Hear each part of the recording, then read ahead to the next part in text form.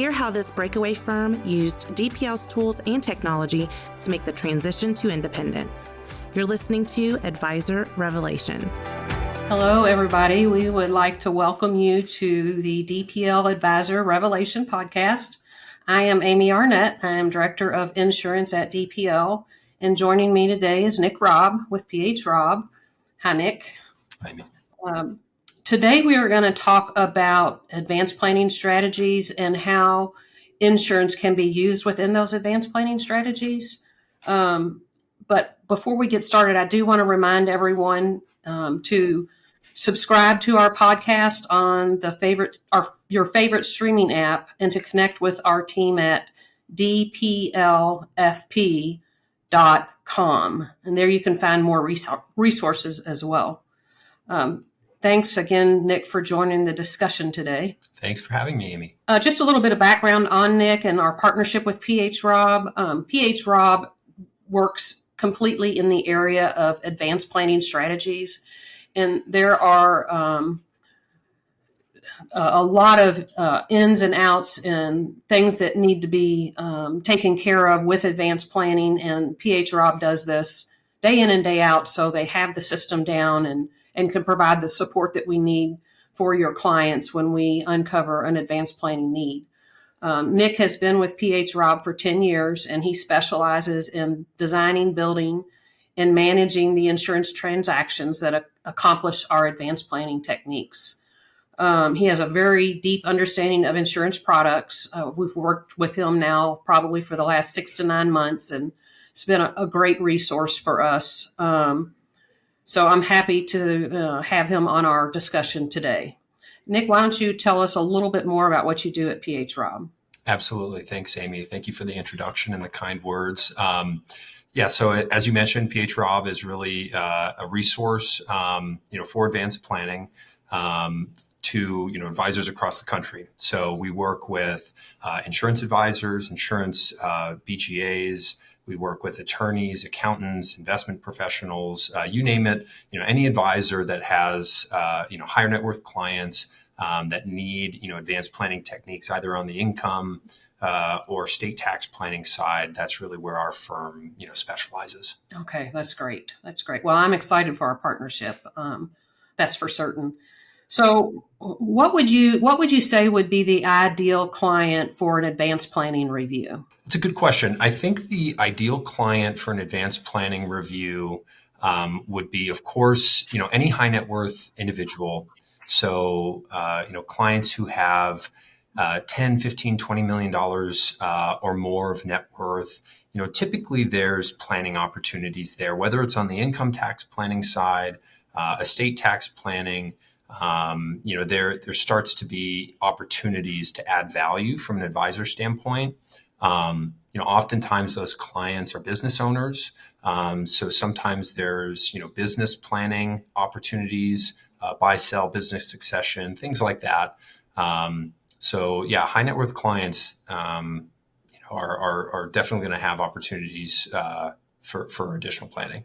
And what would you define a high net worth client's net worth to be, a starting point? Right. Yeah. There's a lot of different definitions that float around in the market for this. I think, certainly clients that have $10 million or more of net worth qualify for that high net worth definition. Once you start getting to 30, 40, $50 million net worth and above, that's what we would refer to as an ultra high net worth client, which of course, even more planning opportunities there. But I'd say 10 million or above. Okay. All right. Good. So one question that I've heard asked a few different times is, how does insurance reduce someone's taxes? Right. Well, insurance can reduce taxes a couple of different ways. There's, of course, all the income tax benefits that life insurance policies have, where all of the growth within the policy is going to be income tax free. So that's one great way that clients can use life insurance to reduce income taxes. More often when we're partnering with advisors, we're focusing on the estate tax. And typically the way that insurance is used for estate taxes is, clients are going to fund a large life insurance policy in a trust outside of their estate, an irrevocable life insurance trust or an ILIT.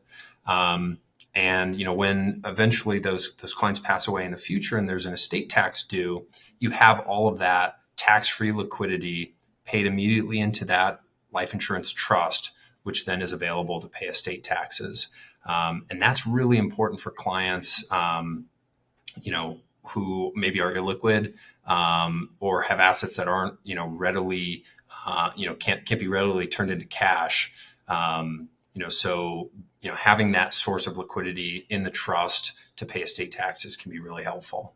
And I suppose then when the insurance is held within the trust, that keeps that insurance out of their estate as well. It does. And that's a really important point. We see this from time to time where high net worth clients who have taxable estates have life insurance policies that are still in their estate. And sometimes that's from when they were much younger, before the estate planning was really a point of consideration for them. But definitely, it's a great thing to mention that the benefit of that irrevocable life insurance trust is that all of the proceeds are now not subject to the estate taxes because it's outside of the client's taxable estate. Is there a look back, like if somebody had an insurance policy that was outside or inside the estate, and then they set up their irrevocable trust and transfer that insurance into that trust? Is there a look back period that we have to be concerned about?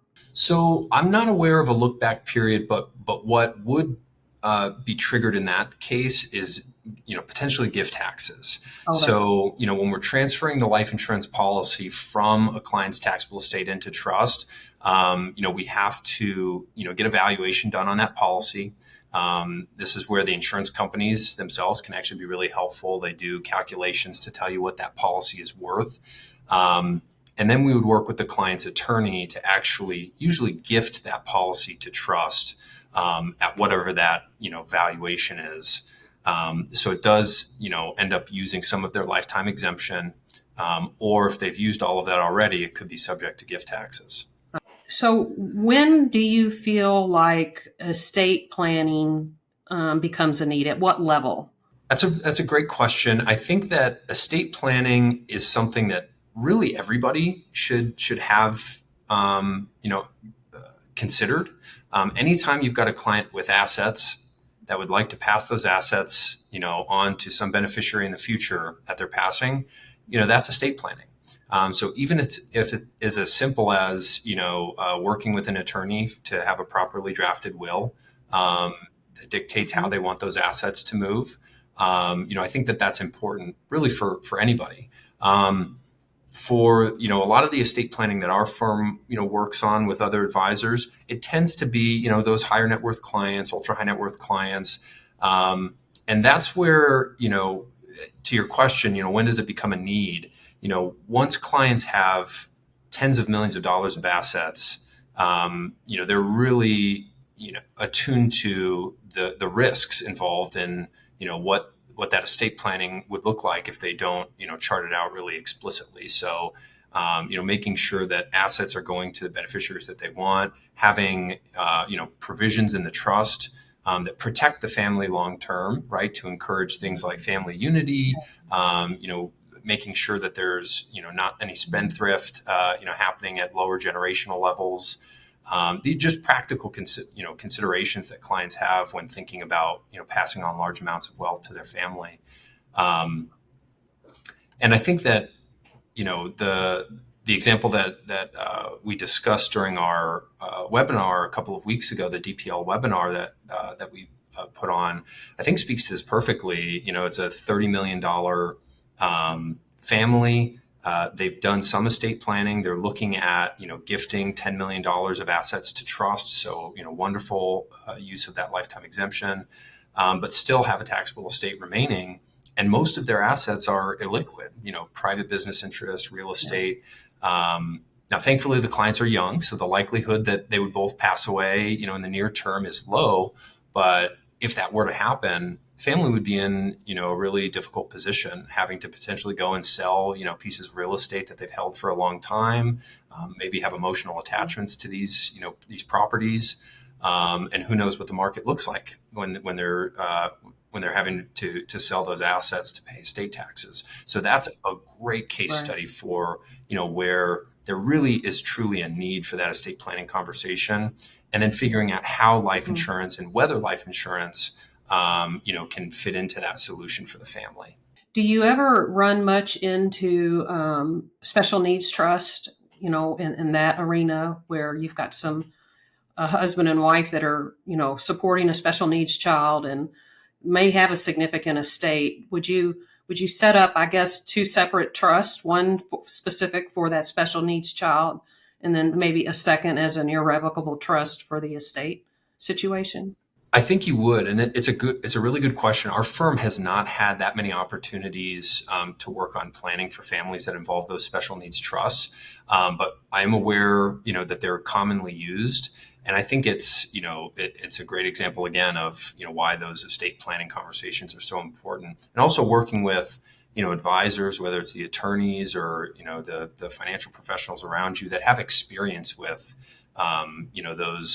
those types of circumstances. Right. One other question. How do you feel that insurance plays a part in business planning?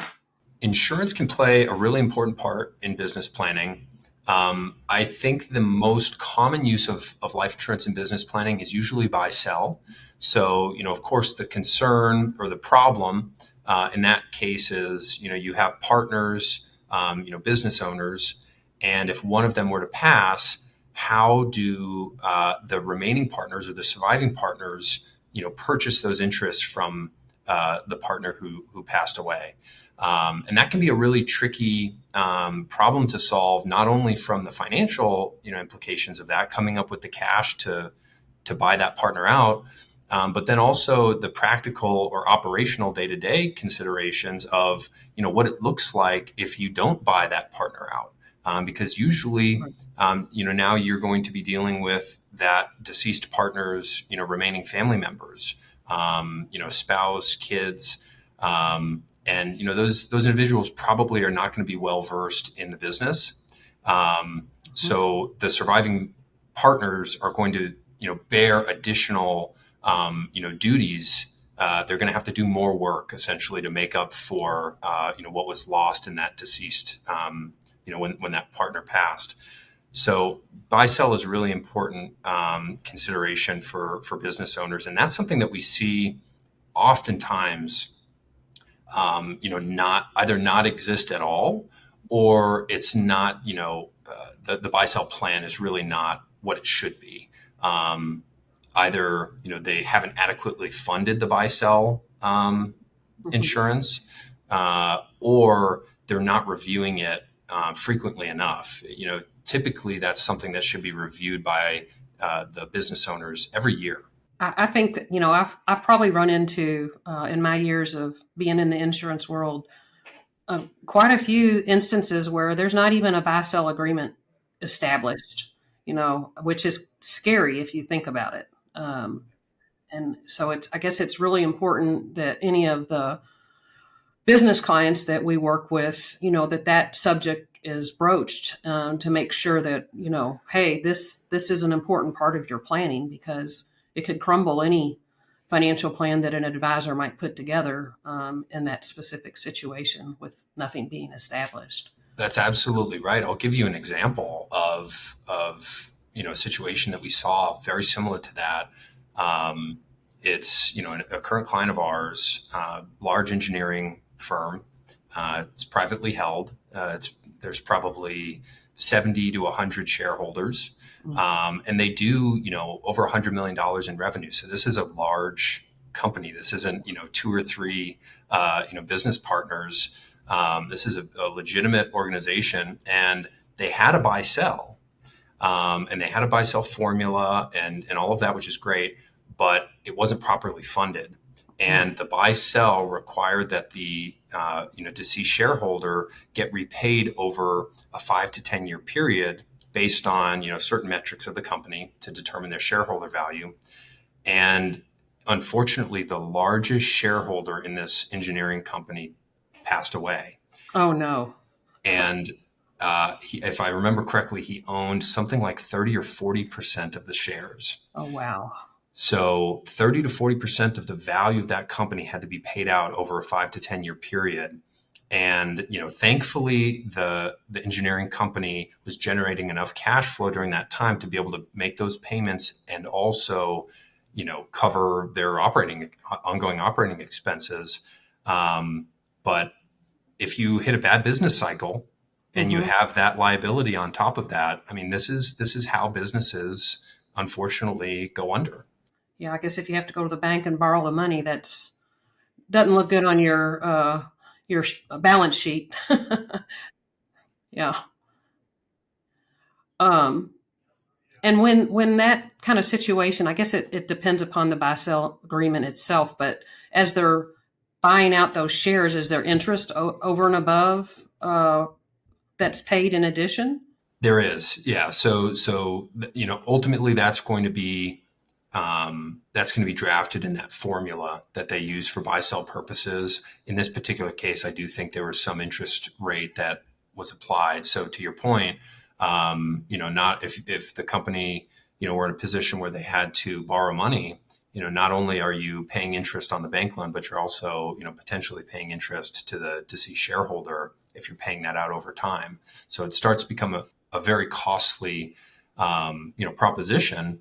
Which again, when we think about why do companies not do the buy sell planning up front, or why do they not buy insurance to protect themselves or to fund that buy sell? Usually, if they've looked at it, it just comes down to cost.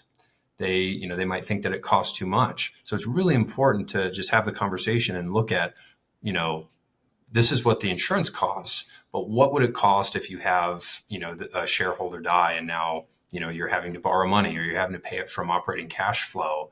What is the alternative and what does that cost the company? Yeah. So it's important to have those conversations.